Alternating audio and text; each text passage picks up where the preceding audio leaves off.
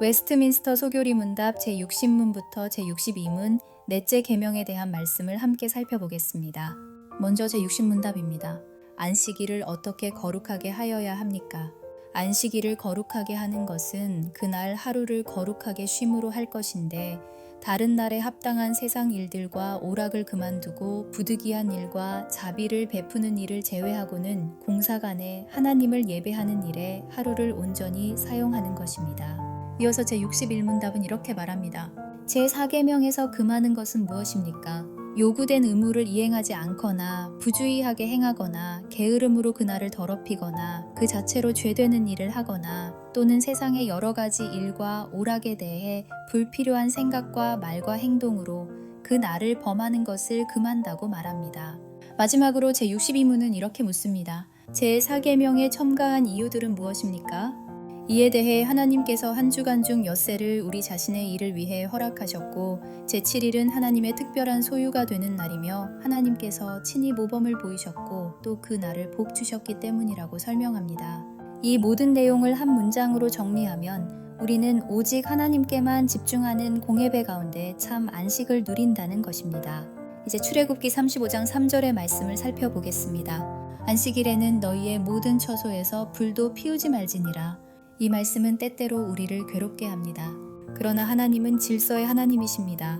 이 율법을 바르게 이해하기 위해 두 가지를 꼭 기억해야 합니다. 첫째, 안식일은 예배의 날입니다. 둘째, 모든 율법은 하나님의 자기 계시이며 장차 오실 예수 그리스도를 보여주는 그림자입니다. 이 말씀 바로 다음부터 성막 건축이 시작되고 성막이 완공되면서 출애굽기는 끝이 납니다. 즉 안식일에 불을 피우지 말라는 명령은 바로 다음 문맥인 성막과 깊이 연결되어 있습니다. 안식일이 예배의 날이라면 성막은 예배의 장소입니다. 거룩한 시간과 거룩한 공간의 만남입니다. 거룩한 백성인 이스라엘은 거룩한 날인 안식일에 거룩한 장소인 성막을 중심으로 거룩하신 하나님께 예배해야 합니다. 이는 불과 뗄 수 없는 관계 속에 있습니다. 이스라엘은 광야 생활 중 성막을 중심으로 동서남북 사방에 진을 쳤습니다. 그리고 레위 지파는 성막에 더 가까운 동서남북 사방에 진을 쳤습니다. 이스라엘의 중심에는 성막이 있습니다. 이제 안식일이 되면 어떻게 될까요? 안식일에는 이스라엘의 모든 진, 모든 천막 안팎의 불이 다 꺼집니다. 그러나 그것이 끝이 아닙니다. 안식일에도 불이 꺼지지 않는 곳이 있습니다.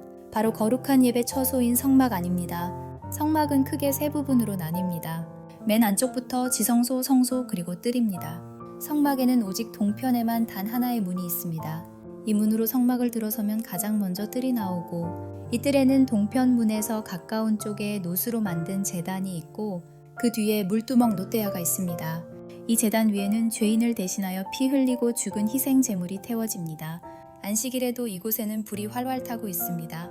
이 불은 여호와의 심판의 불이자 대속의 불입니다.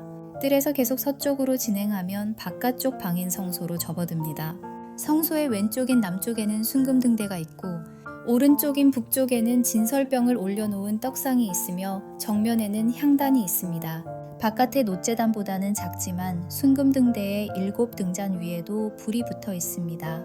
이는 이스라엘의 파수꾼이요 인도자이신 여호와의 말씀의 등불입니다. 분향단 위의 향에도 작은 불이 타고 있습니다. 이는 중보자를 통해 여호와께 올려지는 기도의 불입니다. 성소에서 휘장을 열고 다시 들어가면 안쪽 방인 지성소가 있습니다. 이 지성소에는 여호와의 보좌를 상징하는 언약궤가 있습니다. 그런데 놀랍게도 이곳에는 불이 없는 것처럼 보입니다. 그러나 사실은 있습니다. 여호와 하나님 자신이 불이십니다. 그분은 죄인을 소멸하시는 불이십니다. 하늘의 별은 낮에도 존재합니다. 다만 밝아서 보이지 않을 뿐입니다. 금음달이 겨우 비추는 캄캄한 밤에 땅 위에 모든 불이 꺼져 있는 시골의 들판에서 하늘을 보면 환한 별들이 하늘 가득히 박혀 빛나고 있습니다. 마찬가지로 예배의 날 안식일에는 성막 사방에 진을 친 이스라엘 모든 처소에서 불이 꺼집니다. 그리고 단 한 곳에서만 불이 타오릅니다. 거룩한 예배 처소인 성막 안입니다. 대속의 불이, 말씀의 등불이, 기도의 불이 타오릅니다. 이를 통해 이스라엘은 이 예배의 날에 소멸하시는 불이신 여호와 하나님께만 집중합니다. 하나님께서 안식일에 이스라엘의 모든 처소에서 불을 꺼야 한다고 명령하신 이유가 바로 이 때문입니다. 이 예배의 날에는 하나님의 백성들이 모든 생업과 세상의 관심을 중단하고 오직 여호와 하나님의 불에만 관심을 두어야 합니다.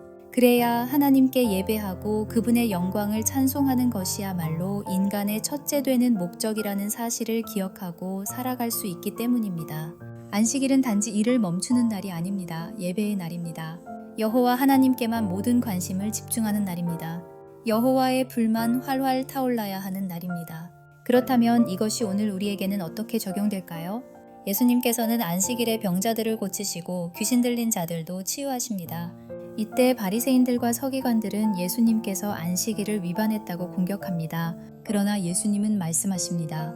그러면 18회 동안 사탄에게 매임받은 이 아브라함의 딸을 안식일에 이 매임에서 푸는 것이 합당하지 아니하냐. 내 아버지께서 이제까지 일하시니 나도 일한다. 예수님은 안식일을 어기신 분이 아니라 그분이야말로 율법을 준수하실 뿐 아니라 성취하신 분이십니다. 안식일은 자기 처소에 불만 꺼놓고 아무것도 하지 않는 날이 아닙니다. 이 날에는 죄인을 용서하는 대속의 불이 타오릅니다. 오직 여호와 하나님의 영광만이 나타납니다. 예수님께서는 안식일에 이런 일을 행하심으로 죄인들에게 참된 안식을 주셨습니다. 자기를 보내신 아버지의 영광을 나타내셨습니다. 주일 공예배도 마찬가지입니다. 일을 하지 않는 것만으로는 충분하지 않습니다. 예배 자리에 앉아 있는 것만으로도 충분하지 않습니다. 우리의 예배 가운데 대속의 복음이 환하게 드러나야 합니다.